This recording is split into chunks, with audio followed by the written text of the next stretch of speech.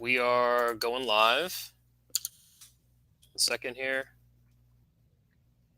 It's going. I think it's going. Let me know. Yeah, I think we're live now. Okay. All right, guys.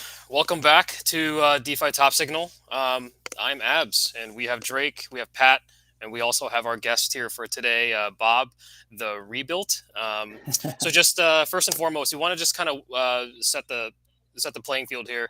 Pat is one of our he's joined the team and officially, so this is basically the very first episode that we're going to have him be a part of us, of a DeFi Top Signal and part of the team officially. So welcome, Pat. Really glad to have you there.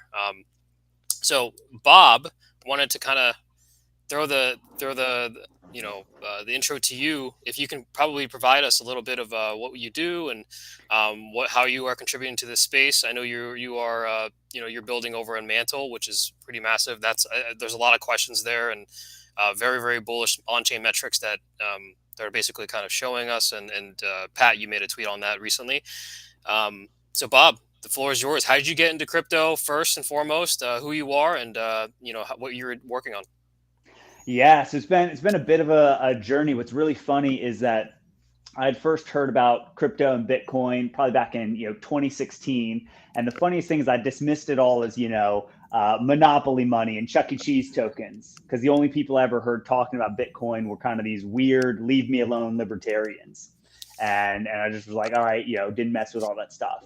And I was talking with my brother who works at a big hedge fund back in 2020 and was asking about like his investments. He's like, oh yeah, I keep about half my holdings in Bitcoin. And I was like, what? And he started explaining like the value proposition. And so my background is a PhD chemical engineer, did battery research, doing solid state batteries at a national lab for a while. And so I was like, okay, well, if my brother takes this seriously, I'm gonna dive in and start learning about these things. And I fell down the rabbit hole. I mean, I spent hundreds of hours reading white paper, got very wide-eyed at just what the tech would enable and all of that. And in short order, took the plunge and went in and got absolutely wrecked, just absolutely decimated in the market because there's a big difference between what the tech promises and how that operates as an actual investment vehicle. There's every kind of scam and rug and trading the markets, just absolutely brutal, bloody lessons there.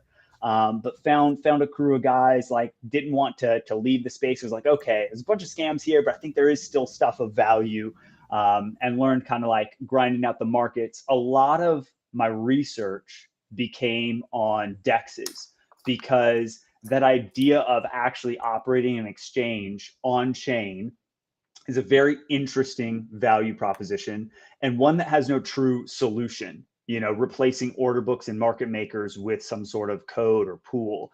And so I did tons of research, all these different DEX iterations and architectures. Always thought it was really interesting. Eventually learned the game, grinded up through, learned how to play the stuff. And it's, markets are what they are. You make money on some things that you think are going to be amazing, and it turns out to all just be kind of Ponzi yield farming in the end, and kind of went full time into this space. Had always been looking for ways to kind of create value rather than just extract value, and always interested in the DEX space. And so just through appropriate connections with some really well established developers and team, we kind of had the idea of, when we saw the solidly model, a while back, of saying, hey, we think there's a little bit wrong here. How could we tweak this? How could we actually make this better? And so the pieces just kind of came together where we felt like we had the opportunity to take a few steps forward in improving that model. And again, a good opportunity to deploy on Mantle, because in the same sense that I would use the analogy of, let's say you made the world's most delicious sandwich, and you say, I'm going to open up a sandwich shop. Well, if there's 34 sandwich shops on your street, it doesn't really matter if you have a good one. It's going to be a hard market to break into. And so in the same sense, like there's really no point being the 74th DEX on Arbitrum. And so the opportunity presented itself. Like the Mantle team is massive, really well funded. They're building out a really great vision. And so we thought, okay, we think we have an idea that can help improve the DEX space. and we see an opportunity of a new emerging market. So that's when we started building out Magma Finance.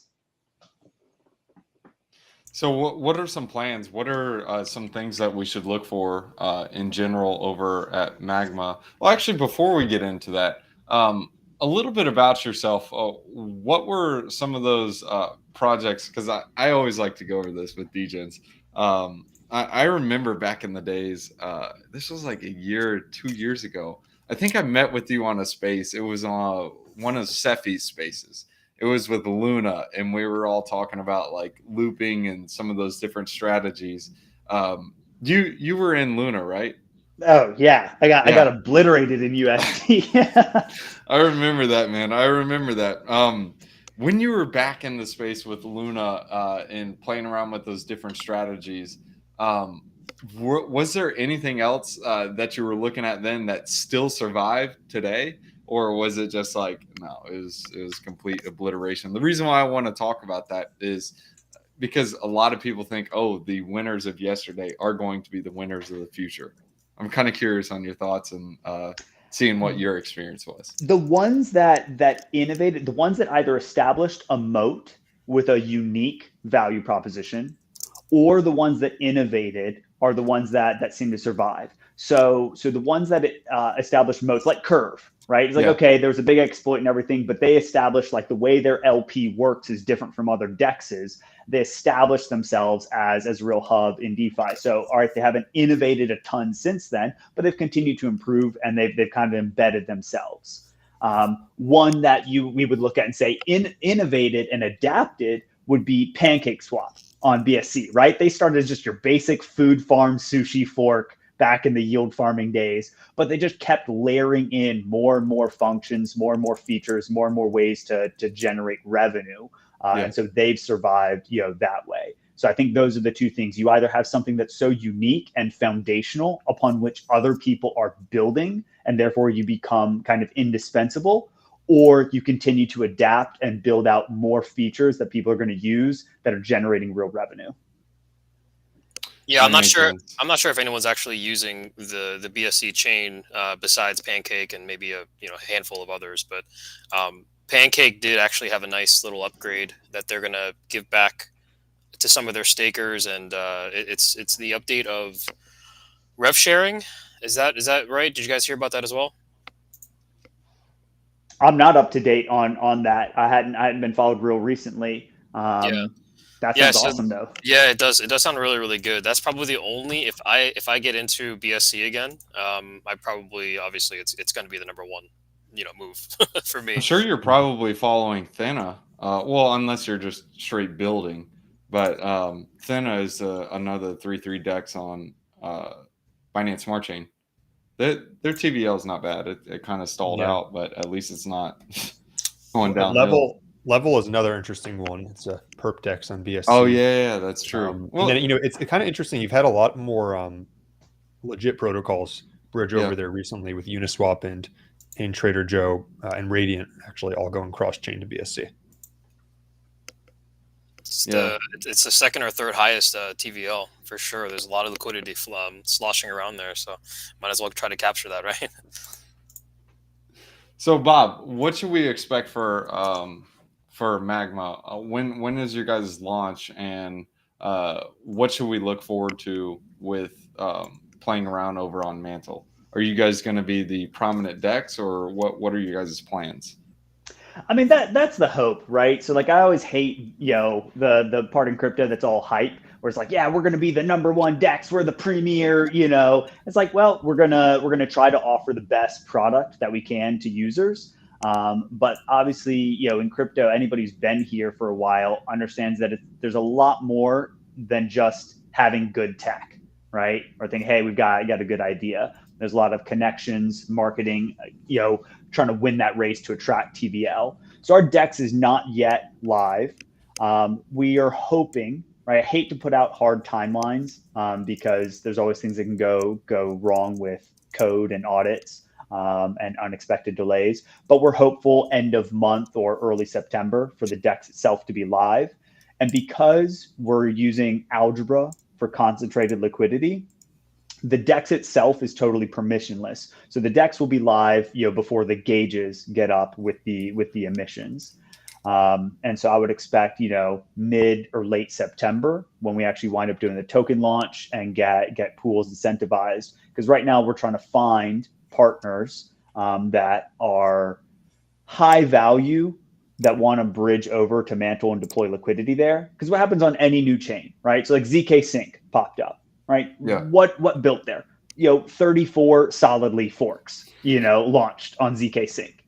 There weren't any real projects, right? So, when any new chain, shows up, you generally get a bunch of DEXs, which is fine, right? And they're like, hey, come trade coins over here. It's like, well, trade what coins? There's nothing going on, So you get the DEXs in the money markets, and then slowly you start to get real projects, right? The exception was what just happened with Base. With what seems to be SBF or somebody Alameda linked, launching and rugging this massive Memecoin. So you're waiting for kind of real projects to deploy, and Mantle seems to have two large focuses right now in attraction. One being the liquid staking derivatives. A lot of protocols are very interested in that because they're built on Eigenlayer, so they are restaking staked ETH to secure the Mantle layer. So like right now, Eigenlayer accepts staked ETH, I think Coinbase ETH, and I think Rocket Pool ETH. That those staked ETH derivatives are able to be restaked to secure the Mantle layer using Eigenlayer's tech. I'm sure they're going to expand that list, slowly. So there's a large interest, and I think Mantle is going to launch their own liquid staking derivative, MNT ETH. So there's a big focus on that sector, and then a big focus on the GameFi sector as well. If you go and look at their ecosystem page, there's a lot of projects listed there, but it's unclear what their timelines are, and how they're going to wind up deploying liquidity. Right. So what does this mean in terms of like the BitDAO token? I know, actually BitDAO, it's transferred to MNT now, but it's basically, I wouldn't call it backed, but they're good buddies. Not good buddies, but it's basically BuyBit. I kind of look at it like Binance and the Binance Smart Chain. Would you say the same for Mantle and BuyBit? Yeah, you could put that allegory, that analogy up there. If you have Binance and the BSC chain, you have Coinbase and now their Base L2, you have BuyBit and Mantle. Because again, the BitDAO, they transferred their Bit token over to the new MNT token, fully rebranding as the Mantle Foundation. But it's still the same entity. They still have the same relationship with BuyBit of a level of profit sharing from the BuyBit platform will go towards that token, and the MNT token will be the native gas for the layer 2. Okay. So in regards to BuyBit in the Mantle ecosystem, will there be liquidity incentives soon, or is it just kind of like we're just going to bring users over who are already on our exchange type of thing, kind of what Binance Smart Chain did? Yeah, so it's unclear on the exact timeline, and I think that they are just being patient and going to kind of make good decisions in the moment, right? So like BitDAO, they had, or I guess now Mantle, right? They've got the largest crypto treasury in the entire space. Yeah. Over 2 billion. Now, you could discount their native token and say, hey, let's not count that, and say, okay, fine. They still have over $800 million in ETH and stable coins, right? And they've committed at least $200 million in ecosystem incentives. So they managed their treasury extremely well throughout this bear market, right? Lots of big treasuries got real wrecked. So they are very prudent with their money. And so I doubt that they are going to just start dumping, huge incentives like, hey guys, come over to the chain, real quick, and write all these huge farming incentives, like what happened with all the layer 1 rush back in 2021, right? Come to Polygon, no, come to Avalanche, come to Phantom. And I think they're going to use it judiciously. They're probably going to wait for more protocols to launch, wait and see as things start to organically develop, and then be able to reward protocols based on their TVL, volume, users, and looking at real metrics to give out to people that are contributing real value rather than just dropping money from the sky and hoping people come in. Got it. Normally we would play with your decks, but it's not live. What can we play Correct. with on Mantle right now? I see So the TVL is like 40 mil right now. Most Yeah, of it's so on Agni. and here I mean I might make bad blood by saying this on Agni. If you go and look at the wallets, it's like just a handful of wallets, right? So like Agni decks, we've been building out for a while, looking at different projects that have released their docs and seeing the competition. Agni like popped out of nowhere, right? You go to their docs and it's like there's nothing there. It's just like, hey, TBD. You go to their tokenomics, it's just like TBD. There's nothing, right? They just pop up out of nowhere. What? I know, I was just saying when. Yeah. It's just like I don't even know. Like, hey, who are these guys? And then they launch. There's no token yet. They say they're going to do some V3 stuff, and then like $5 million gets deposited, and then $10 million gets deposited, and then like somebody is loading like chunks of money in TVL in like $5 million clips onto this. So either the Agni team themselves are loaded, or they got some real big whale friends. It's unclear, but they definitely have some big backers, even though nothing's really moving forward in terms of like emissions yet. So there are those dexes that can be played with. That Agni has actual TVL at the moment, just in ETH and stables. I feel like it might be incentivized, not incentivized, but like a big portion could potentially be from the Mantle team. Just taking a look, or BuyBit team. Just taking a look at like the TVL chart wise, it's weird. It makes like a stair step. So it's almost like it was just a massive chunk that was thrown in. I don't know though. Yeah. So I mean, that's stuff that we're looking, right. You're looking for organic users and growth, because people are going to bridge in when there's stuff to do on chain. Yeah. So I think it'll be a slow growth. And so I think Mantle is going to play this very, very well, right? Not let's rain money from the sky and try to get everybody in as quick as possible, but position themselves well for when the markets really start to turn up, especially next year. I think that the Mantle ecosystem will be really large because they're kind of focusing on those sectors, but unclear, exactly. There's a lot of large protocols that we've talked to. It's like, hey, are you guys coming to Mantle? And they're like, well, we're not sure yet, right? We want to see the TVL develop, right? We want to see the demand for things. Like for Frax, their policy is they want to see at least $100 million in stables on a chain before they open up a Frax ferry, right? As that's not like a hard number, but like that's where they want to see. So a lot of protocols, you don't want to spend a bunch of time and code bridging and moving stuff if you haven't that chain hasn't demonstrated market demand and interest to be there yet. That's a good point. So with Mantle itself, I know we used to have a layer 1 rotation. We had Polygon, we had Avalanche, of course Binance Smart Chain, the first mover. What are we looking at rotation wise? Do you think like people aren't going to rotate as much anymore, or is it going to be like, hey, people are going to rotate to Mantle because we have some really cool stuff coming? Like I know you're building over there, but I'm sure you are familiar with some other people in your ecosystem that are also bringing other projects on to the chain itself. I'm just kind of curious, like, what is going to be different? Like, what are some of these games that we can play with over here that are going to be different from an Avalanche or different from the games on Polygon? Like, so far, we literally have Polygon, Avalanche, Binance. They're all the copy chains. Everything's the same. There's nothing new. Like, nothing. Yeah. So you'd have to bring on one of the devs or people that's got a greater technical understanding of the architecture that could say, here's the real difference in the modular architecture of Mantle built on EigenLayer and how that compares to Arbitrum. I have talked to a couple gaming projects who've talked about moving over to Mantle because running directly on the blockchain, even on Polygon, the transactions are still too expensive and too slow. Because you think about like gaming, all the transactions that need to go on, you really need to be extremely cheap and extremely fast if you actually want to run your game on the blockchain and have those transactions happen there. So I do know there is interest from it.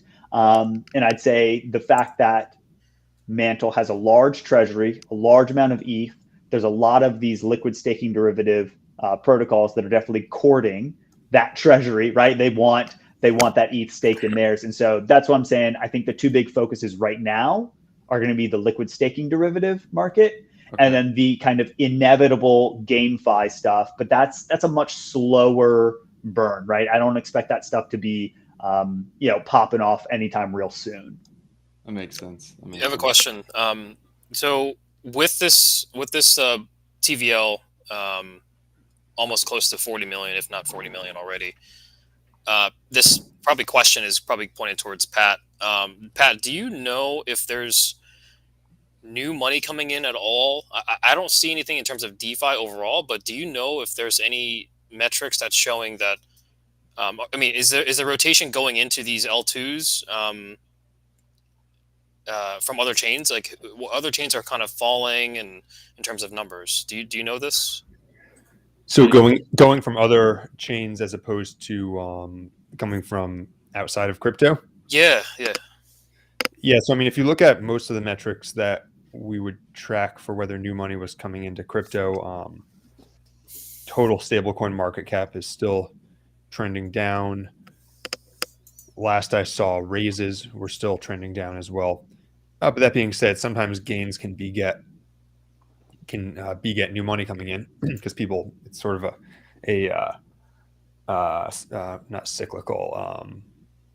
What's the word I'm thinking of? Basically there's a feedback loop where if people start making money, then other people hear about it and pour money in. So it doesn't necessarily have to come from outside of the start. Reciprocity or something? Reciprocity. No, it's a different word. It's just slipping my mind right now. I was up late. Reflexivity? Working, but yes, it's reflexive. That's the word. And yeah, so if you look at crypto itself, there's not a ton of evidence that there's a lot of new money coming in, but I'm personally not that worried about it. If you look at these chains, then yeah, there still is some segment of money that is on chain and is probably going to stay on chain for the foreseeable future. That's rotating around, but kind of like we saw with Base, they can quickly come in and quickly go out, either because of rugs or because of bad actors, or bad actors, or just because people are chasing something and then leave. And we've seen a lot of random narratives over the past 6 months where something gained traction for a week or a month and was kind of the flavor of the day, and then fell by the wayside. I don't think that's going to happen with.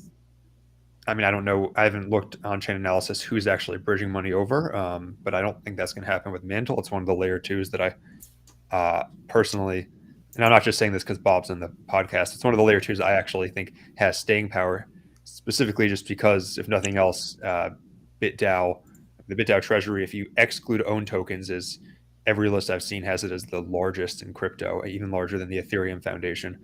And if you include own tokens, it's still, I think, one of the top 3 treasuries with several $1 billion. So yeah, if you have that sort of firepower backing the chain, it's tough to imagine that they're not able to find some sort of product market fit.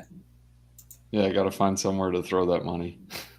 Yeah, well put. I don't know if I speak for everyone, but I'm just kind of sick and tired of following the next rotation, following the next narrative. Yeah, I did that a dozen or more times, and now maybe I'm just leaving money out, but I usually just skip that part of it at some point. And right now, if you look at Base, for example, there's already 15 dexes on it. I'm just not. Maybe I'll take a look, but I'm not that interested in trying to predict which one of those 15s isn't gonna. Which one of those 15s is going to have any sort of staying power? I'd almost rather just wait for a winner to emerge, and then if I believe in the chain, bet on that. Yes. So really, it looks like the move right now is just these big, large centralized exchanges just making their own layer 2s, right? You got Binance, you got Coinbase, you have BuyBit. Like when KuCoin, right? When OKX, when KuCoin already did, right? Don't you remember? KuCoin community chain. It lasted about 4 days back in 2021. And there is isn't there an OKX? It's not a layer 2. What's the OKX chain? OKT? Man, I know they have one. It's OKT chain. Yeah, OKT. That's what it was. When MEXC then? When? Yeah, it's probably already there. They're just so bad they're roasted. Yeah, I mean, remember the thing is, crypto.com chain or CRO? That's right. Crypto.com. Do I remember? I mean, that's still what is that? Rank 10 now? It's still one of the still around there. Yeah, it's still rank 10. It's just customer funds. That's all it is. But I'm kidding. I don't know. I don't know. Yeah, I Start mean, the rumor.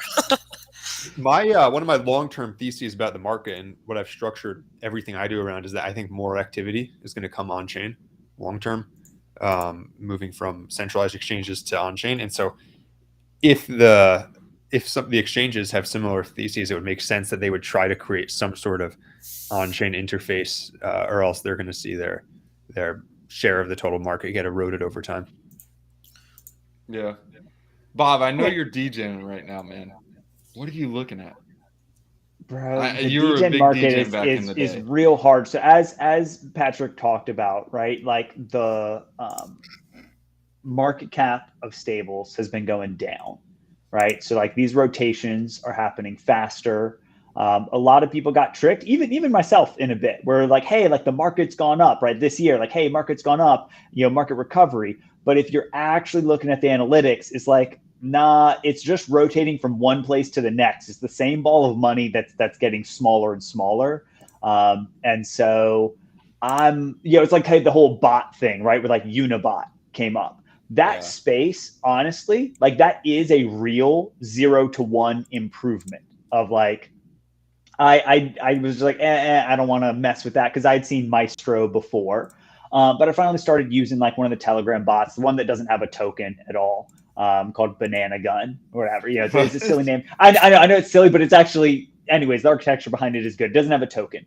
But once you start using that stuff, you realize like, whoa, like this actually is way better because as much as we love crypto, like we have to be honest and say the crypto user experience is probably the worst thing that has ever existed in the history of mankind. Like you go back to like 1990 internet and it's hard to get a worse user experience than in crypto of connecting wallets and lagging and MetaMask and like, hey, don't click the wrong button or you might lose your entire net worth irrecoverably.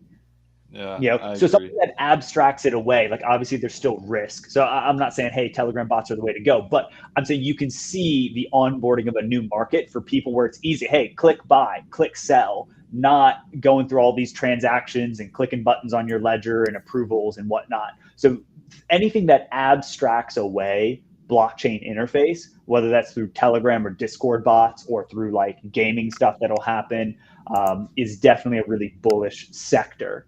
In terms of like what I'm aping right now, not much. It's mostly like, hey, there are catalysts that I think coming up and just stacking and slow because you have to be razor cutting edge if you're trying to make money in short time frames in this market. If you don't have a crew where you're like, hey, I'm on the inside of this, or I've got these tools for analytics. Here's why I'm going to outperform the best of the best. Like you're probably going to get chopped up in this market. Yeah, I totally agree with everything he said. That was my thesis behind Telegram bots. I mean, I think Telegram is an ideal first platform to deploy it on just because almost everyone who's doing any sort of anything degen in crypto is already using Telegram. And not to mention there's millions of people who don't even use crypto who use Telegram. So it's a great first platform. But really what it is it's acting as a front end for on-chain activity, right? Where even if you do sacrifice some security, and I'm hopeful they'll be able to fix some of those issues over time, for the average person, they really don't need to be, pulling out a ledger every single time they make an on-chain transaction, just simply because even if that's ideal, it's not realistic to expect that that's what most of the world's going to do. If we have a world eventually where there's billions of people doing things on chain, the idea that everyone's carrying around their ledger and making these transactions is just not going to happen. I'm kidding. No, I'm a DJ, and of course I carry it, but not inside my body. But anyways, so Bob, in regards to like the degen aspect, what about expectation wise? Like I've noticed like in a bull market, you got punished for selling, like seriously. But in a bear market, if you don't sell like within a 2x, if you're lucky, or a 3x, you're roasted. Unless you have that one-off random meme coin it ends up outperforming the market, which is like few and far between. What are your thoughts on that? Have you had to adjust your expectations as well, or do you just kind of bag hold it all the way down? I'm a bag holder. So you just have to recognize your edge. So a lot of people are going to be filled with a lot of regret because they have adapted to this market and they've made good money and they're making good money, right? They're buying early, flipping for a 2x, stacking money, and they're making 10K, 20K, 50K, 100K. They're watching their portfolio go up. But when the market starts to turn, one, you don't know until hindsight. And you're left with emotional pain when you buy a bag, you sell it for 2x, and then you see it rip up another 2, another 3x.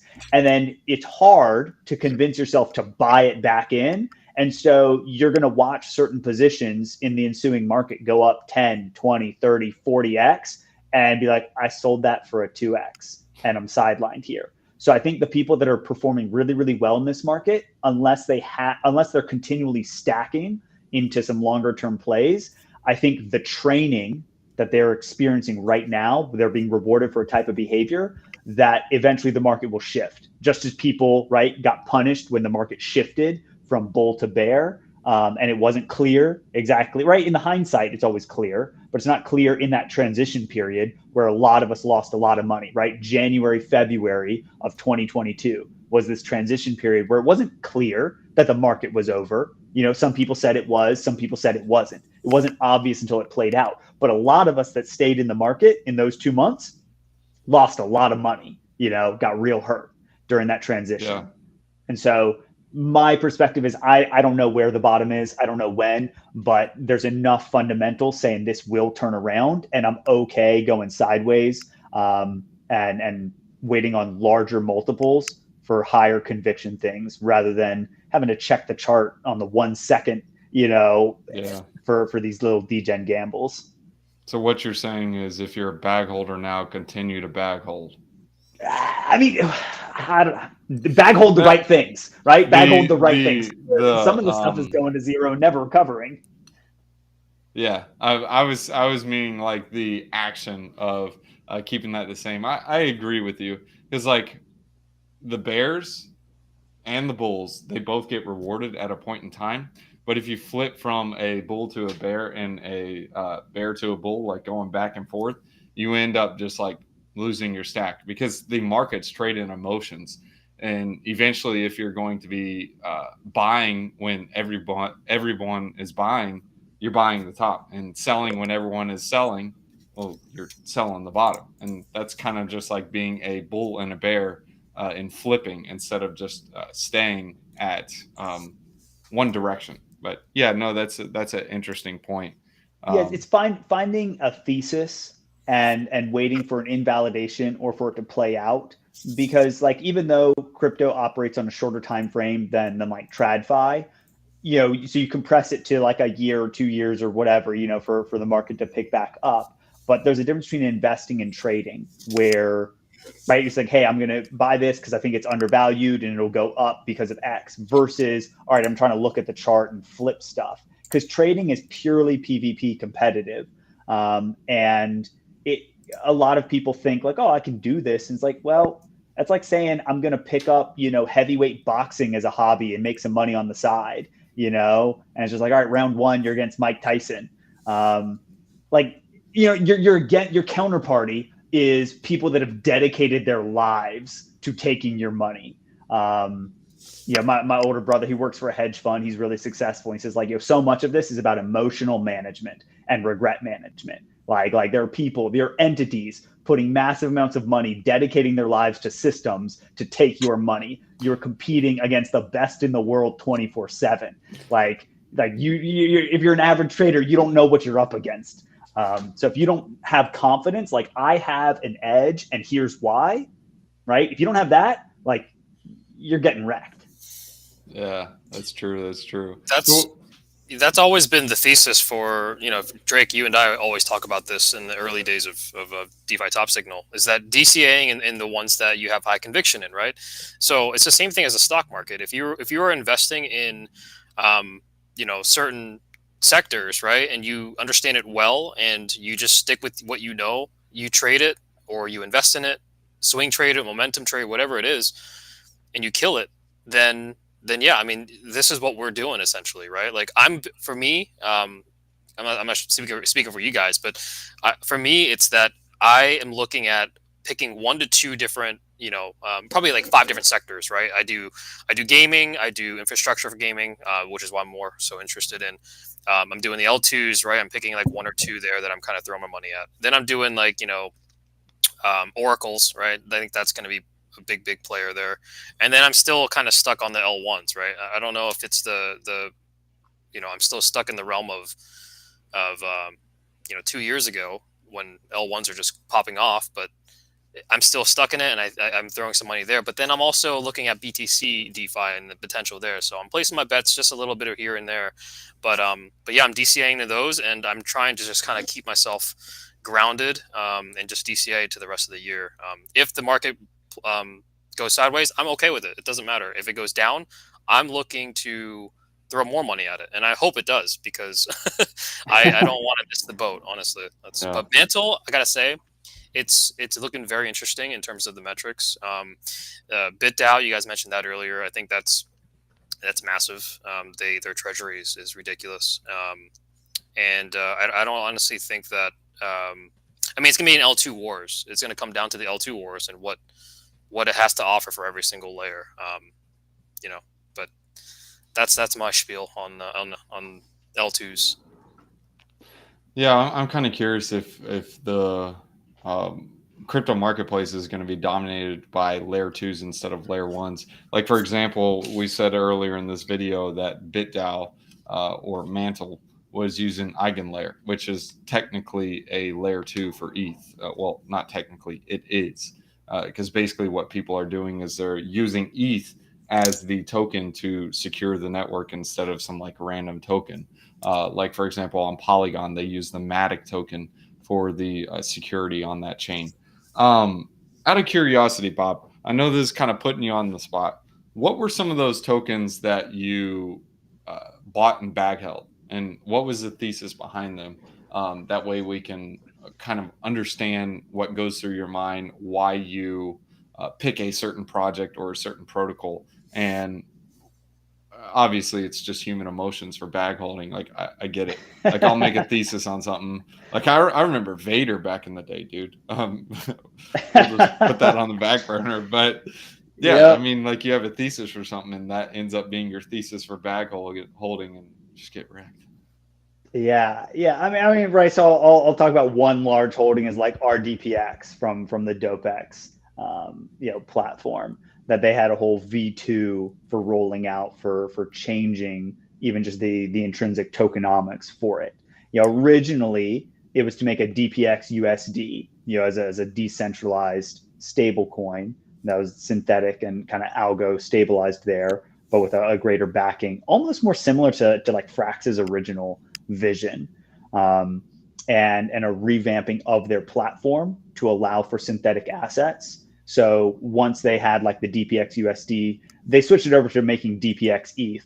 But once that model's live, you could make any synthetic asset. You could make DPX gold, DPX oil, DPX, Cardano if you want. Like, you could make any asset on that, and allow much more efficient options, as well as the thesis that options trading is massive in TradFi, and that eventually that would trickle into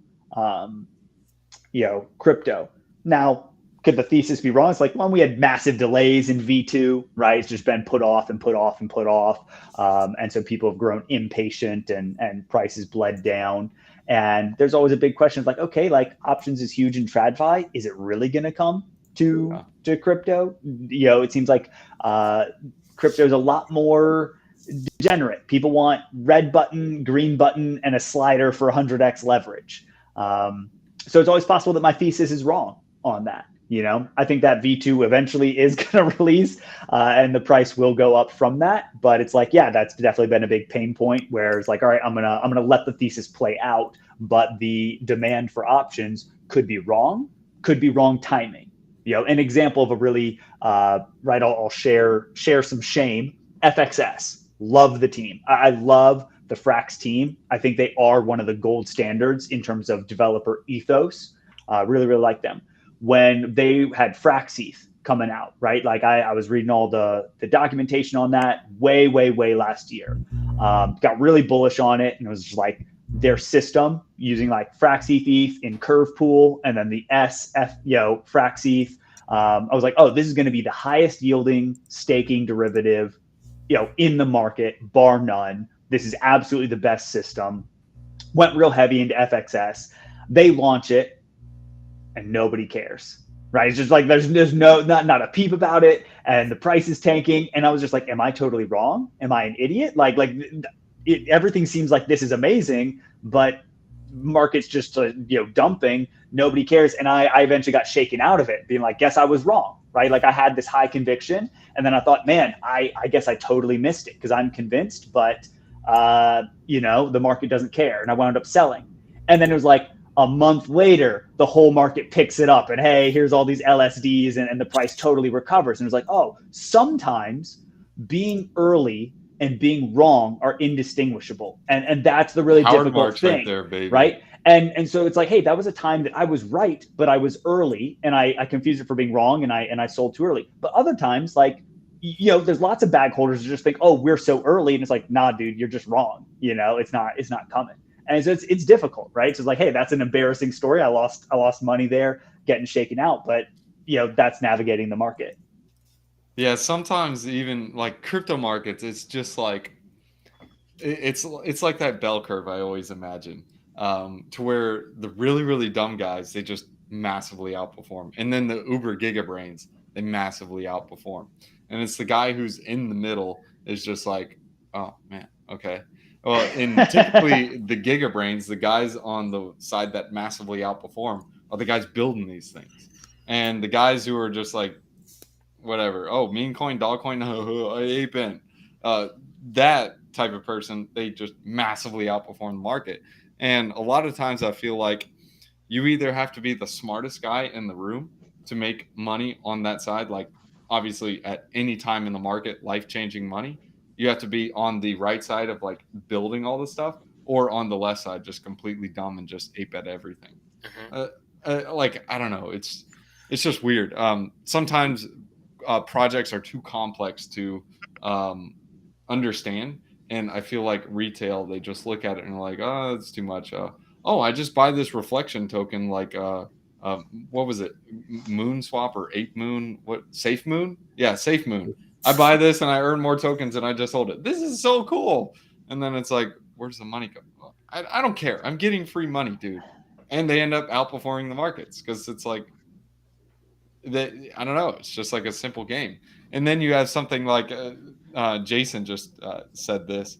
I'll show it to you. Chainlink and synthetics, something that's completely different. Like Chainlink, the infrastructure for DeFi, it's all the oracles.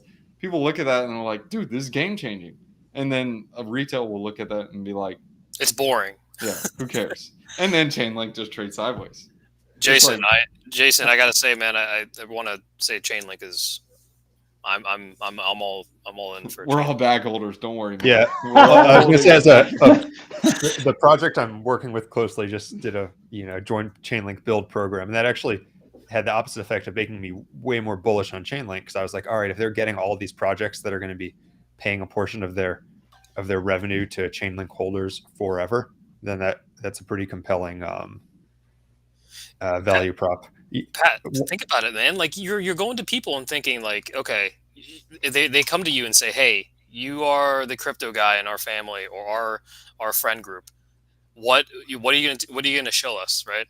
Mm-hmm. The idea is that they want to hear Doge, they want to hear SHIB, they want to hear these, the ones that's in the news. But when you tell them something like Chainlink, or you tell them something like synthetics, or something like Mantle, they're gonna be like, okay, explain it. What is it? And then you explain it in depth, and then you lose them in the first like 5 seconds. They don't want to hear Yeah. it. Although I think that Chainlink is easier to explain than something like a layer 2, because you can talk about it connecting things and IoT, and you can talk about some of the You people that already are on the lost me, board. Patrick. I'm kidding. I'm kidding. but I will say that I have PTSD from shilling Chainlink because in 2021 my 17-year-old brother wanted to buy crypto in like January, Oh, and bro. he said he wanted to buy Doge and it was less than a cent, and I was like, no, buy Chainlink. Like that's why the correct option at all times is when friends or family or anybody you know in real life asks you about crypto, the only response is don't buy crypto, you're going to lose all your money. Don't even touch it. You try to scare them away. The people that will have the wherewithal to operate in the market are going to move past that dissuasion anyways, and they'll figure it out. I tell anybody, I'm just like, nope, just stay away from crypto. You're going to get burned. So it's not for the faint of heart. Yeah, I agree. One thing I was one parallel I was thinking, Drake, with were you talking about people who, maybe become too mired in what I might call gigabrain projects, is there's a parallel to what people online would call nice guy syndrome, where guys are like, oh, why will no one date me? I'm so nice, without realizing, right? And there's people who are like, why will no one buy my project? Like the tech is so good, without realizing that there's a lot more that matters than just that. Yeah, I agree with that. That's a very valid point. I really want to know though, like what causes, I don't know, maybe it's because it's like, hey, it's a dumb meme coin type of thing. But for example, Pepe, it's like, why did Pepe become Pepe when they had so many other tokens that were just as dumb that could have rolled out and done extremely well? Like Doge, for example. Like, what about Catoge or I don't know, some random cat coin? And it's like, why Doge? Are you talking about how the cabal runs memes? I guess, I don't know. Yeah, if that's the word for it. Like it's Yeah, I like, mean, you have three factors going on with that. One is that memes are endemic to humanity, right? okay, Memes have existed in all cultures at all times. We get to spread them on the internet now, and they iterate faster. But people love a cultural buy-in, right? So like Doge was a meme well before crypto, right? People just liked it. It made them laugh. They wanted to participate in things. And so Doge started as a joke, and people enjoyed the joke, right? It's like you're buying to be part of a community, and it's this hilarious thing, right? So people want that level of connection and something that resonates with them, and they're willing to spend money because it makes them laugh. Then you had the meme run in crypto, which was a form of rebellion against the IDOs and ICOs where people got dumped on, right? Like myself, right? Hey, I'm one of the people spending hundreds of hours reading white papers and looking at all the tech of what this stuff can do, and just getting wrecked. Anytime I could buy a coin back in 2021, the VCs were already up 10 to 50x and just dumping on my head. And when the meme coin started popping off, it was kind of this rage like, well, if I buy this, at least there's no VC that got in, a year ago at 10x lower price. So it was kind of this first idea of it being a fair launch that hey, I had an opportunity to be on the ground floor. These things, popping off. They're untethered to any real value proposition. They're worthless and therefore priceless. There's no ceiling to it. so it's crazy though, because like I actually met one of these dudes in real life. He actually rented a mansion, because I'm a real estate agent. It was a mansion that I was renting out for someone, and I can't remember what a token. It was Satima Inu or Sato or I can't even remember what it was called. But Saitama. basically, he invested like 20K into this coin because it was just on an alpha group, and it was like, hey, look, buy this coin. So he threw all his money at it. He ended up turning that thing into, I think it was like 10 or 15 million dollars. He held like 3% of the supply or 4% of the supply. He couldn't sell all of it because it was illiquid. We ended up renting the house to him in exchange for some crypto, like using crypto as rent, and he paid like a 50-60% premium. But this dude pulled up into the house, and it was one guy and one girl. He ended up renting there for about 2 months, or no, it started out as a month, and then he ended up renting 2 more additional months for a total of $100,000.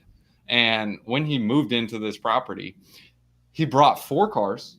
Like, one was a dune buggy, one was like a Ferrari, and another was like a Maserati and some other random car. And he drove up in different trips. And when I went there to, like, after a month to go inspect the property, the dude bought, like, I don't know, it was probably $1 million worth of bongs, and he just had them hanging up and, like, displayed in a different area, like, just like a display area. And this is gonna sound so weird, but his girlfriend, while he was there, he was like, "Yeah, yeah, those are just the bongs, whatever. I only smoke them outside." And I was supposed to go back and inspect the master bedroom, because there was like something with the AC at that time. And he was like, yeah, don't go back there. My wife is actually recovering from surgery right now. And I was like, oh man, what happened? He's like, she wanted breast implants. So I was like, oh, okay. So, all right. So, like, it was like, well, I'll end the story with this. Eventually, he ended up moving out, and a month later, this was like right at 2021 to 2022, where we went into the crash. His token ended up dumping really, really hard, and I had his wallet address, so I was watching the whole thing. And the dude ended up getting a DUI, and he's in jail right now. Like, he wrecked the Ferrari. I don't know, he's going like 120, 150, and he's still alive.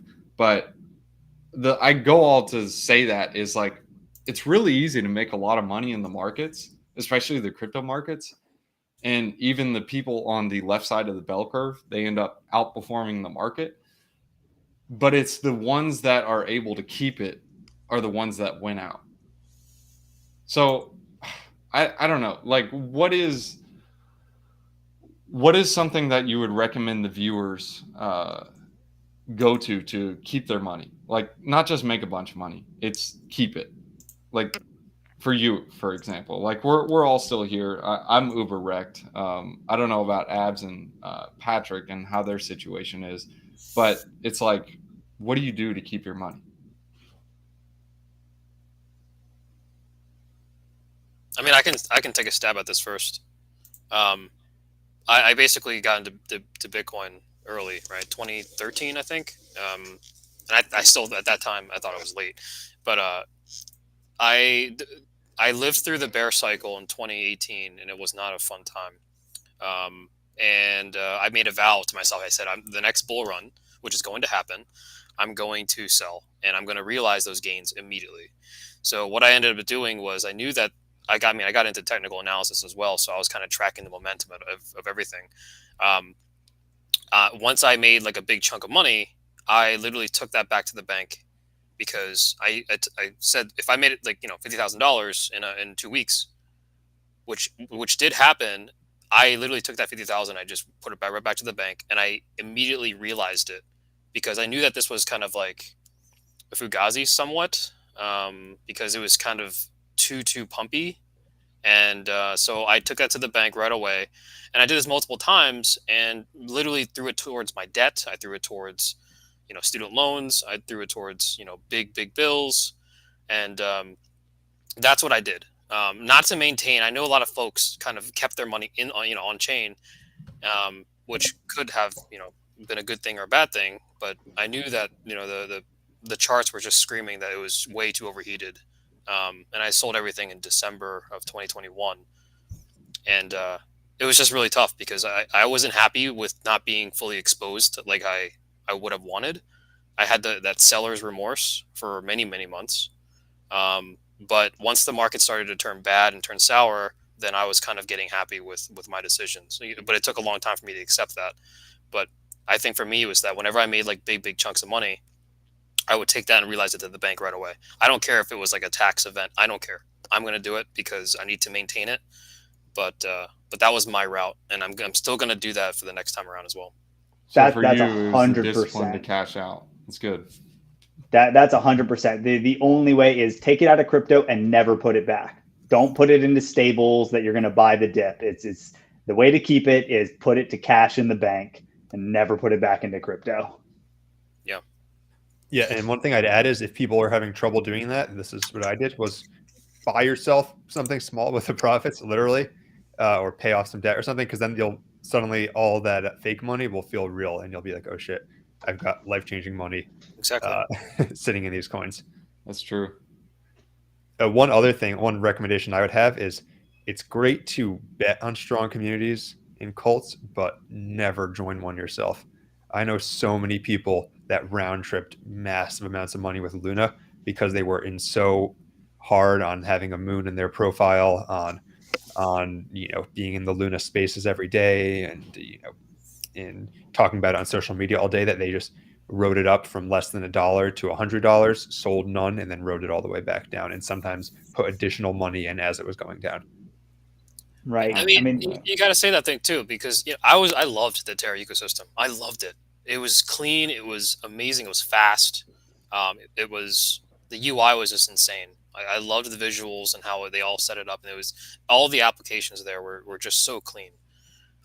They worked really well, but obviously, I don't know how I avoided Terra's collapse, but that's one of the reasons why I did that. I mean, that's the reason why I kind of took back the money, because I knew that when I lived through that bear cycle in 2018, I didn't want to keep money on chain again. So, yeah, a lot of it is lessons that can only be learned through pain. That I was talking with my older brother, right? So he walked me through this because he had been through the cycle back in 2016, 2017. And I said, look, this is exactly what's going to happen. This is what's going to happen in your attitude, in your mindset, in your targets. And unless you have an ironclad plan, you're going to allow your emotions to draw you back in, and you're going to keep getting hit until you can't take the pain anymore. And then you'll capitulate. And it's like, oh, I could listen to this person that had wisdom and experience, and it, made it. And looking back, is like, why couldn't I take that advice? And he's like, look, because memory is linked to emotion. Your most vivid memories are all high emotion memories. And so learning is linked to emotion. And therefore, a lot of lessons that someone else can tell you about their pain, and you can hear it cognitively, but you can't learn that lesson. You don't feel that pain. You haven't touched that hot stove. And therefore, you come up to the same situation knowing that someone else got wrecked, and you still make the same mistakes because you've not actually incorporated that into you. Almost every single person I know that's like made it and kept it has gone through at least one cycle of losing a lot, because it's just very, very hard to truly incorporate lessons and wisdom from other people that you haven't lived it through yourself. And I cashed out, but it was to UST, right? I kept it on chain. I was like, oh, like, right, I'm in a stable and I'm going to earn interest while I figure out taxes, right? Like that was my thing. Hey, no more trading. I'm in a stable coin. And I loved the Terra ecosystem. Like you said, it was the best UI in crypto. It was smooth. It was fast. It was beautiful. And I was like, all right, I'll just leave it in Anchor. Worst case scenario, interest rate is going to go down, and that's okay. I'll figure out my taxes. And then, kablooey. Yeah. No, I agree with you. Abs, I like that point of taking it off chain. It gets rid of that temptation.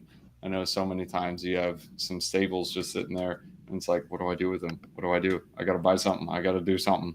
And you end up getting wrecked. And sometimes the best thing to do is literally nothing. yeah, exactly. So Bob, for you, for example, what are those points where you eventually decide, like, it's time to take profit? Hey, it's time to cash out. Like, what are those levels for someone who doesn't want to learn by the school of hard knocks, or who have already learned by the school of hard knocks? What are some expectations they should set? Obviously, those are always changing, but like, what are some barometers you should look for at least? What should you analyze in the markets? Like, hey, it's too frothy right now. People are posting random pics of like how much I made. Like, what do you look for? Yeah, I mean, for yourself, so there's internal and external checks. Like internal, if I have a position, and it doesn't matter if it's the bear or the bull market, if I've got a position that has me feeling really good and I like want to show my wife the position, that's a real strong red flag internally that I need to sell that position right now because I want to show it, right? I think Abs and Patrick are probably in a better position to say external things like looking at RSI, looking at the markets being overheated. Part of it's a little bit of a gut check, like you kind of get this feeling of froth. It's harder to say now that memes are entrenched because like before it was like, oh, anytime memes are popping off, the market, is going to collapse. But it's like memes are kind of ubiquitous now, and it's less of an indicator. So I'd defer to Abs and Patrick. I think they'd have more insight into those kind of metrics you might look for in the market. I look at all sorts of metrics, but the number one top signal that's never failed me is exactly what you said. When I go to screenshot something or send a GIF to someone, it's always the top. I went back and looked from spring 2021. I sent a family member a text bragging about Pancake Swap, and I said can't stop, won't stop Pancake Swap, and it was like within 2 hours of the all-time high. It's like supernatural how well bragging to people about gains marks the top. The other one that I found is super helpful, and this is actually why I'm not going to claim I got out near the top, but I got out of Luna and in late winter of 2022. So like when it was still pretty high, was excessive hubris. So for example, if I talk about a coin and say something positive and I have someone jump in my replies and get mad at me for being bullish but not bullish enough, that's like instant sell. I've had coins that I was holding for, I'm not even joking, like holding for months and months that happened, and it's like that I'm out if that happens. Same thing when you have people who are, for example, clearly new to crypto, who had big gains on a coin that start talking down to people who have been in the industry for say 5, 6, 7 years and saying they don't understand the new paradigm. That's usually a good sign that it's time to head for the hills.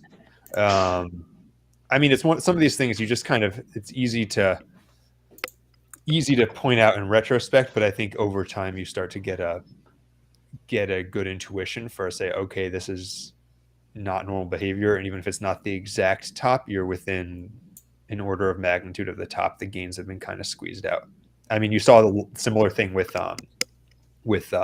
Pepe recently, where within the couple of days when it peaked, you had people who made big gains that were, I would say, acting with very excessive hubris towards people who are probably have a better trading track record than they do. Pepe was some extended emotions, I will say. Like there was a couple of times like it was like it is the top, and then it ended up giga pumping another 2x, and then it was like, this is Pepe's a unique thing, right? Because you have two factors going on with that. One, memes are hard to value because, like we said, they're worthless and therefore priceless. There's no metric to tie them down. Therefore, there's no real ceiling on their price, and they become cultural phenomena. The other is that Pepe is massively manipulated in the sense that the Pepe team, right? So there had been 30 coins launched as Pepe before the one that ran. Okay, over 30 had launched before. They all failed. Wow. 30. The team themselves that launched Pepe, this one, they had rugged multiple times. What they would do is they would launch a Pepe coin. If it didn't catch bid, they would rug it, take all that money, wait a while, launch another Pepe coin. If it didn't catch bid, rug it, wait a while, launch again. And so it finally worked. So the last one that they had launched before the one that took off, they rugged about 300K, right? That's what they did. They just kept going until it eventually caught and had the right time. They also controlled about 60 to 70% of the supply from the beginning. Therefore, you can hold those large bags because you know that you and your friends aren't going to dump it, right? So it was a very controlled, played run up. Lots of us thought, oh, hey, I faded it 400K cap, I'm late. It was an operation that they did, and they did it very successfully. But that's kind of the dirty secret behind some of these runs. Interesting. So do you think even though they have a dirty start, do you think they have some sort of staying power? Because I hear a lot of people on YouTube talking about Pepe like, hey, don't fade it. It's going to massively outperform in the bull run. It could. I mean, these things take on a life of their own. Very, very hard to predict. Interesting. Here's a fun little game, little question going around the table: Doge, Shiba, or Pepe? Next bull run. I like Doge, man. Oof. I do like Doge. Doge is cool. Like it was first mover, but I don't think it'll outperform if Pepe ends up catching a bid. Depends on your size, right? Like that's what I'd really say. Yeah, I think it really depends on the size of the operation and liquidity. Doge is a pretty safe bet, right? Like I would take that bet that like, all right, the price that Doge is at right now versus 2 years from now, is it going to be significantly higher? Extreme confidence number will be up. Pepe could be way up, could also be at zero. Yeah. Very different risk profiles. Pat? I do like Pepe, despite what I said before. It's just, top signals are top signals, even if you like the coin. And that's something, by the way, a lot of people have trouble wrapping their head around, right? It's possible to think that the price is going to go down, even if you like a project. But I don't know. My issue with the theory that Pepe is going to overtake Doge next bull run is that if you look at the last bull run, Doge and Shiba Inu did the way they did in large part because they gained huge traction outside of people who normally bought crypto. If you talk to someone who buys crypto on the, on the street, you meet someone and they buy crypto and you say, okay, what did you buy? Maybe Bitcoin. But if not Bitcoin, then it's a very strong chance they say, I threw some money into Shiba Inu. I threw some money into Doge. And it's tough to imagine Pepe getting to that point. I think the Pepe meme is obviously, it's one of the largest memes on the internet, and it's especially pronounced on crypto Twitter, on Twitter. But I don't know if it has the same legs on, say, Instagram, TikTok, and other venues that Shiba Inu and Doge got. So, little known fact, I used to have a crypto meme page on Instagram. I operated it for part of the bull run. I never really did anything with it. I was just testing out different stuff. But there was huge Shiba shilling on Instagram. Like there were hundreds of pages that were designated or dedicated to Shiba Inu. It's really tough to imagine something like that happening for Pepe. Doesn't mean it's impossible, but it's tough to imagine it getting that sort of mainstream traction. No, I think that's totally right, because Pepe is a much more controversial meme, kind of born out of the depths of 4chan, and then they took intentional efforts to make it less appetizing. And then, idiots thought it became a Nazi thing. And so Pepe is much more controversial, whereas Doge is much more cute and universally accepted. Yeah, so it's that the Doge is, for me, Doge is like, the whole potential for X, aka Twitter, to partner up and use it as a, ways to pay and tip people. That's one thing, right? Number two is SHIB is making their own layer one. I don't know if it's going to take off or not. No, it's a layer 2. The Shibarium is a layer 2. Shibarium. Okay. Yeah. So yeah, I'm not sure if there's like burning mechanisms or if that makes any difference at all with this meme, but looks like they're trying to build. But yeah, Pepe. I don't know. I think in terms of like percentages on how they'll outperform each other, I think Pepe is probably going to dance circles around, maybe add a few more percentages on top of those two, but staying power for sure.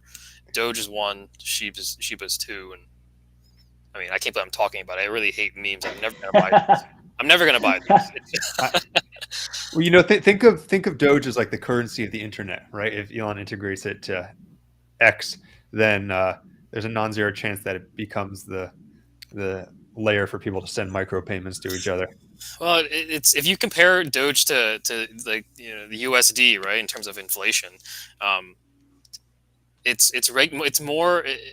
And I don't want to speak broadly in terms Doge of in terms of inflation.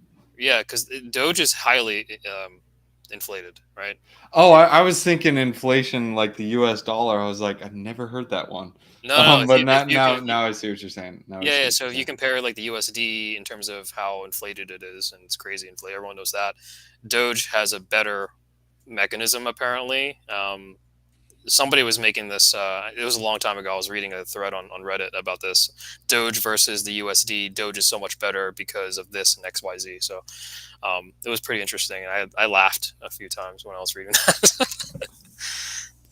I think it has a capped inflation of like 144,000 a year or something like that. Or is it 1,000 or a million? At least there's a cap to that, but the USD, who knows? Yeah, it looks like the Doge current 1-year inflation rate is 3.6%. So, you know, right above the Fed's target.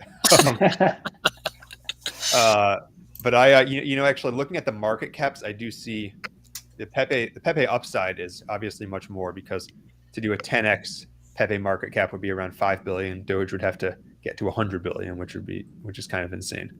I guess not impossible given what it did last bull run, but yeah, if you're talking about total upside, then Pepe probably has the most.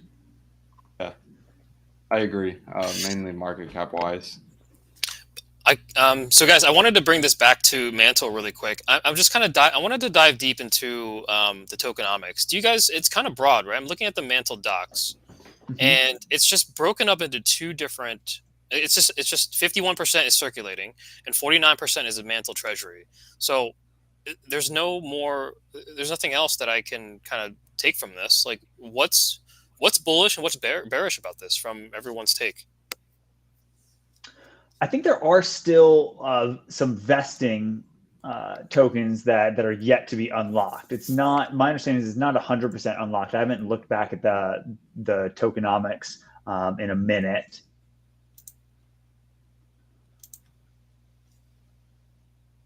Let me see. So here the Mantle treasury, right?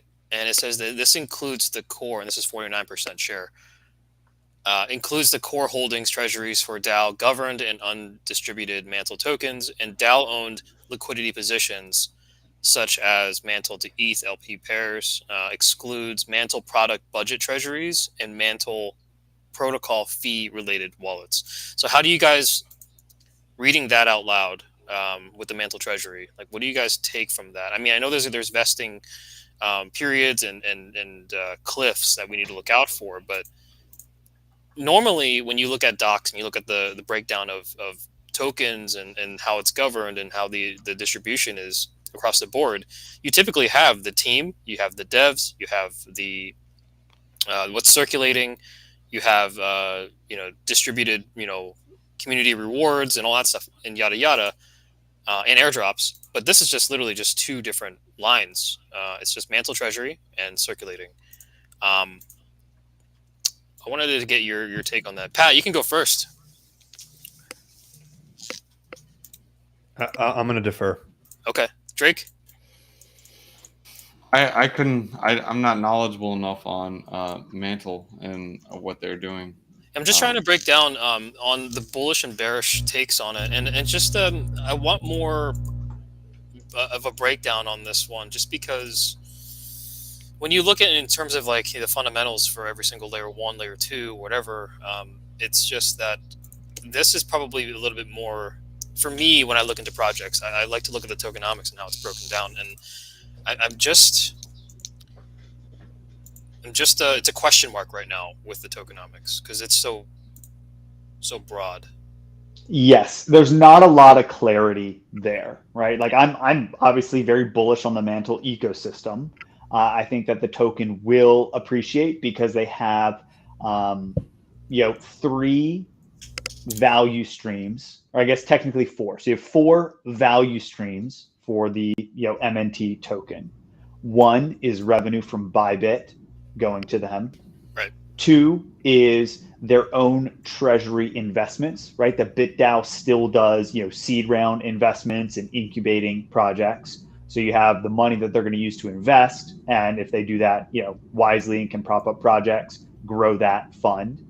Then you have the Mantle token being used for gas on their layer 2. Now, obviously transactions are super cheap. So it's not like, hey, here's tons of fees right now, but over time, and if volumes significantly increase as the bull market comes back, you have value accrual from there. And then you have their own liquid staking derivative that they are going to launch with the Mantle, MNT ETH is what they'll call that, with value there having at least some portion, right? Because like every LSD takes some level of fee there, and so you have a fee on that staked ETH, that's able to provide value to that. So you have these different potential income streams, some that are going to be steady but hard to quantify, such as the BuyBit and trading volume and staked ETH, and then others that are difficult to quantify, which is what kind of volume will the chain demand, as well as how will their investments perform over the ensuing bull market. But in terms of where the tokens are really located, who has what, and where that's going, there is a lack of clarity of exactly, okay, who has exactly how many tokens and where, to be able to anticipate sell pressure.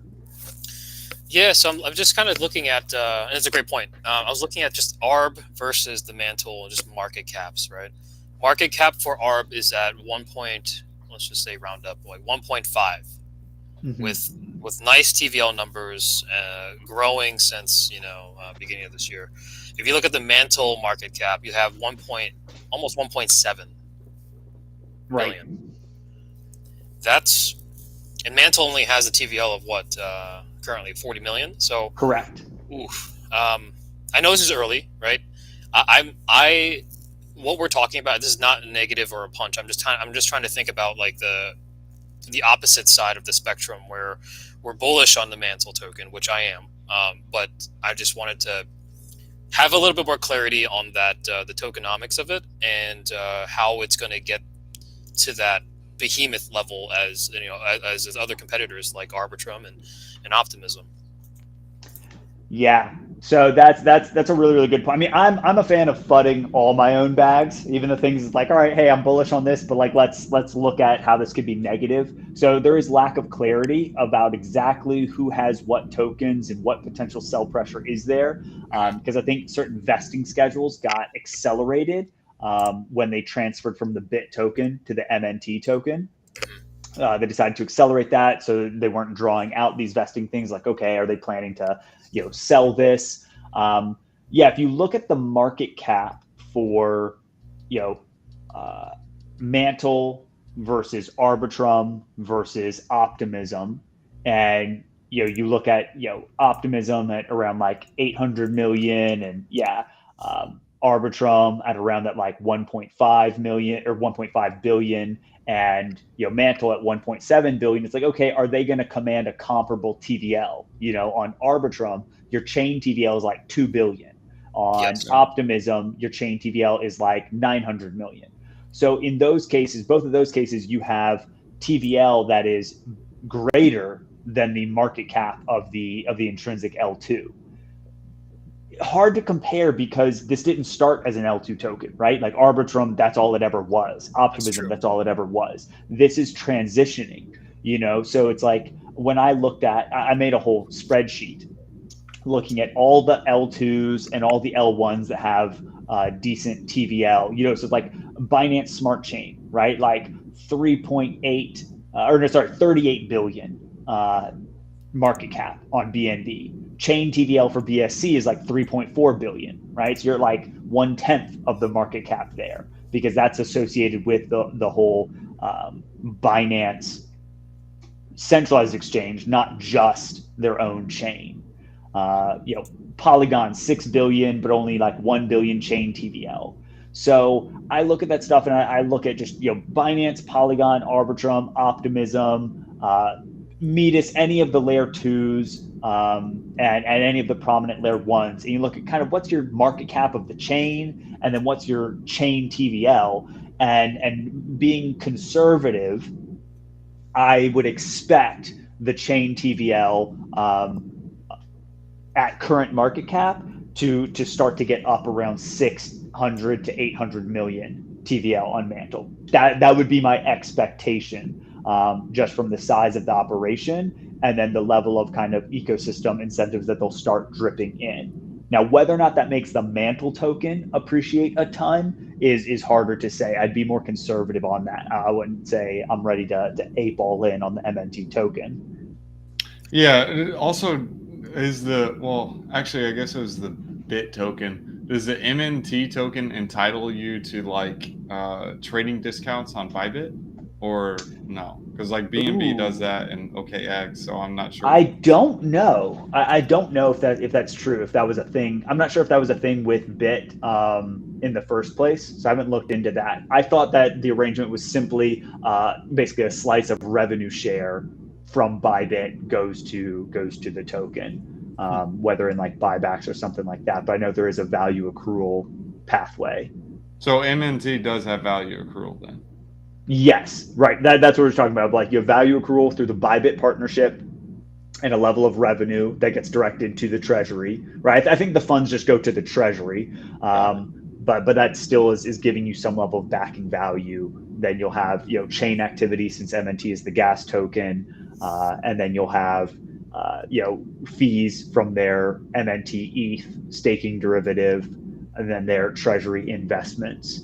And what usually happens for a lot of stuff is when the ecosystem, incentives kick off, you get large demand because people want to incentivize liquidity for MNT and they'll reward that. Therefore, a good Yeah. amount of supply will get probably sucked up into liquidity on dexes, hopefully like Magma. What's the tech stack? Is it on Optimism, or is it for separate? for MNT. Mantle. Yeah. I mean, it's built out on Eigenlayer, and I'm gonna reach the Oh, edge of so my it's not technical. like base chain where they use the tech stack of Optimism. No, no, they've got a unique thing, and it is interesting. I could send you their article where they explain it kind of from the beginning. They've got a modular architecture where they're able to do upgrades more Hmm. easily than other chains, and continue to implement changes that are going to make it continually be, hopefully, competitive as the cheapest and the fastest. Because every layer two at the moment, it's cheap and it's fast, but we're in dead volume, right? So every layer one, we saw this with every layer one. Hey, come to us because Ethereum is too expensive and slow. And then once the crowds arrive, oh, turns out they're also expensive and slow when they've got the volume. We saw Phantom break entirely. Arbitrum held up very, very well until the Arbitrum airdrop day, right? If people were actually like claiming and active on there, you saw transactions fail. The first time I ever had a failed transaction on Arbitrum, right? So everything, including the L2s, find that with sufficient volume, you still have congestion. Yeah. And so you always need more ways to scale. That's why I'm bullish on multiple L2s, right? Like you're going to see a plethora of them. There's no L2, not Arbitrum, not Mantle, that is going to be able to handle all of the traffic that's going to come through crypto when the I market goes up. I don't know if it's necessary for. I mean, yeah, it is necessary for those certain days, but like day-to-day operations, like it's not like I go to Aave and like I need to move stuff around on my money and like change a loan, or I don't know. But like I think it's the same concept. Like, do you remember? Well, for people in the U.S. in 2020, people were having to apply through like the Gov website for. I don't even remember what it was, but I just remember hearing stories that people trying to. I think it was a PPP loan or something. If you tried to apply for it, the website would go down. It would crash. Like I'm sure that website was built to get enough demand, being that, I mean, I don't know, it's a government website. But I think we do need a point to where it's like, yeah, you need to have transactions come through, but to like make sure every transaction goes through, even through peak congestion times. I think there will always be an issue with that, with like being able to predict that and being able to manage with that. Like in general, there's a lot of countries or states, just in Florida, for example. I think California is one of them, to where the power grid it just can't sustain. Like there's too many people using the power at a certain time. So like there's peak points, or what do they call it? Peak energy times, and they just juice and jack the price of the electric fees. So I think that would be a way for Arbitrum or Optimism to manage that accordingly. Is just juice the fees during peak times. That way, like similar to what Ethereum does. That way, but if but you're Go ahead. But then you're back to the problem of it being unusable. So like even this year, right? We're in a bear market. Pepe takes off, right? The Jared MEV bot is like eating all day, and when Pepe was on its run up, gas was like at over 100. It's still usable 24/7. It was only usable if you were willing to pay like 50, 60, $100 per transaction. And that's how it should be, though. Well, I mean, if you think about like what is the future for onboarding, crypto users, are people willing to like you're only willing to pay $100 if you're speculating on something that you're trying to gain $1,000 or $10,000 on, right? Like the idea of spending $50 to do a transaction is, unacceptable for 99.99% of the world. Yeah, that's a good point. Yeah, even if it's $1 or $2, it's kind of like, okay, why am I doing this? Because I've onboarded quite a few folks, and the folks that had a major issue was the finance folks. They basically said that, well, if this is going to be the financial freedom and to be decentralized and the whole yada yada point of being decentralized fully, I think his main issue was, well, why am I paying $30 per transaction? Like, why is this the future of finance? It doesn't make any sense. Where he is on, TradFi, and he can just buy something and spend, next to nothing in terms of buying something and selling something. So it's kind of like a hard sell at this point. But, in terms of if you explain it like that and using ETH, it's unusable. Yeah, I mean, I think we got to look at it in terms of like, what are your goals? What are you wanting? Or like, what are your real, like just inside you, what are your real beliefs? Like, for example, on Google, like it's free. You can use it, but is it really free? Like, what are you giving up for that? Or like Facebook or any of these other social platforms, like Twitter. Is Twitter really free? Well, no, it's not really free. I mean, now you can pay for it, but most of the time you're just giving up your data in that aspect. And I think it's the same thing like with banking and crypto. You get what you pay for. So yeah, I get it. Like it's not usable during like $100 gas fees, whatever. But that's like kind of the trade-off you're getting is like, hey, if you want decentralization and you want the ability to transact with your money freely, well, this is just some of the pain points. But I agree, there needs to be some sort of scaling. But at least it's not like a Solana where, oh yeah, we just cripple and fall and just don't make transactions through. A lot of those Solana issues have been partially or totally solved. Well, hey, that's. I mean, the thing is, from a average user's perspective, gas fee that's several $100s is as much of a downtime. I know, Drake, you and I've had this discussion many times on different podcasts, but from the average user's perspective, if it costs you $300 to make a transaction, that is as much downtime as the chain being down, period. And I mean, people are used to websites, AWS, different services going down. So I'm not at all convinced that, and again, I think Solana has resolved a lot of those issues. It's been, as far as I know, more than a quarter since they've had one at this point. But it's not clear to me that that's going to be something that prevents the average person from using the chain, especially when you have lots of applications that maybe don't need to be on a maximally decentralized network. Yeah, right. You have those trade-offs.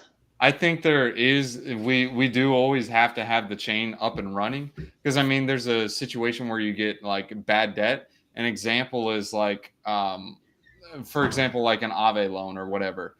If the transactions are always able to go through, then that's great because you can manage accordingly and there's no bad debt. However, when you have a situation like where the chain goes down, like on Solana, for example, down for a day, it gets sticky with DeFi to where it's like, wait, what? I would rather have a chain that I'm paying $100, $200 gas fees where I know it's safe and I know at least like, hey, look, these positions are going to be properly collateralized because a bot is going to go out there and liquidate the position accordingly, regardless of how much the gas fee is, as long as it's profitable. And that's why these trading bots, like it's Jared from Subway, was making those transactions, is because he was still profitable. Sure, he was causing some issues on there, but he was still generating a profit. And that same goes for the liquidation points. DeFi still functions as long as the chain is rolling, even if the gas fees are ridiculously high. That's all. The thing is, if you're talking about in terms of adoption, I understand the principles and why you would want to do it. If you're talking about in terms of adoption, the median income worldwide, I've had trouble finding up to date, recent figures on that. It's somewhere around $10,000 is the median income worldwide.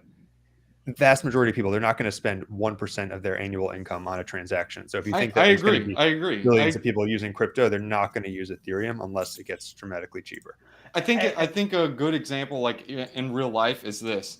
You have a really, really rich neighborhood where there's no shootings, no weapons, like none of that jazz, but you're having to pay a massive premium on your house. But when you're paying this massive premium on your house, like in security wise, like, hey, I'm safe here. I can walk outside and do my thing. However, you can go really, really cheap and get in the hood, and you're kind of like questioning, should I open my door and go get food, or should I just stay inside and be happy I have a cheap house?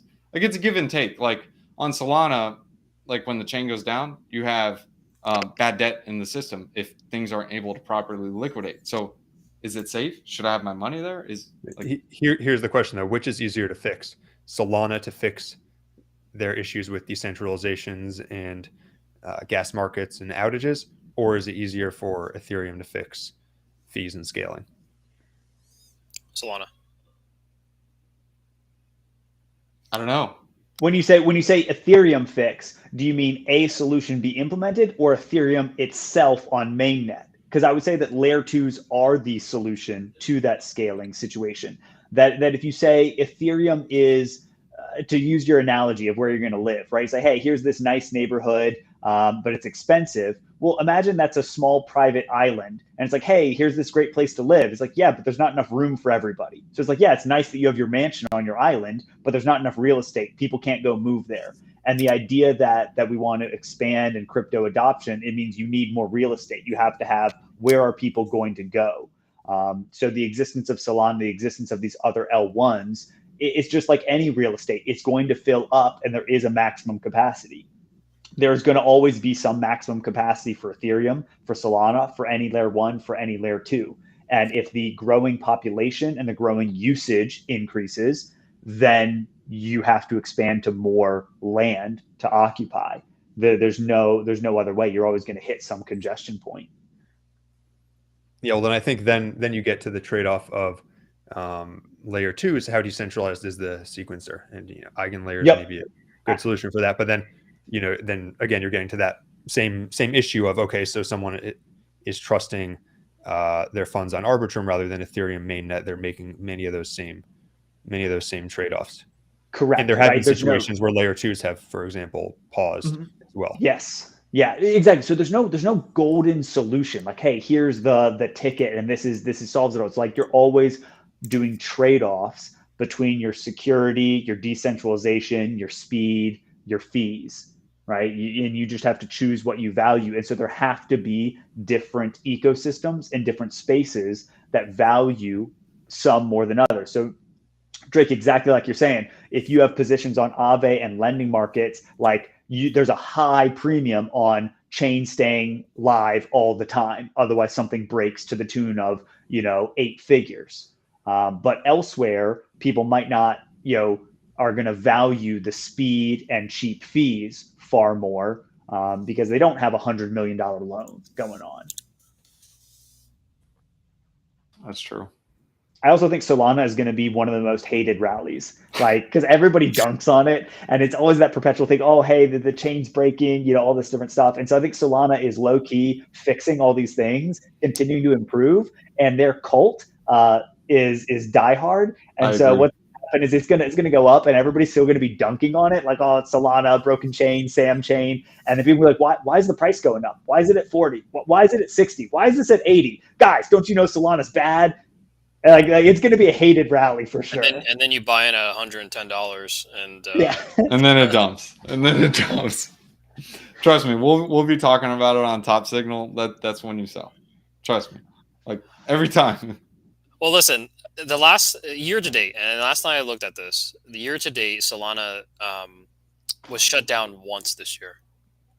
If you compare it from the last previous years, right, it was a handful. It was so many, right? It was Well, double is it digits. because they don't have users though? Oh, they do have users. Okay. They have users with just minting NFTs just left and right. But that's mainly, I mean, it's people are using it. We'll see what happens in the next. You know, the metrics look good. Good, not great, but good. Yeah, it will It's be not interesting. dead yet, but I mean, It's getting there. I'm kidding. somebody in the chat was talking about guys' thoughts on ordinals and BRC20s if BTT takes another dive. If you guys want to talk about ordinals for a second, I have a few thoughts on that. So ordinals have been just down only. The hype phase is completely over. Inscriptions, I think, are continuing to rise though.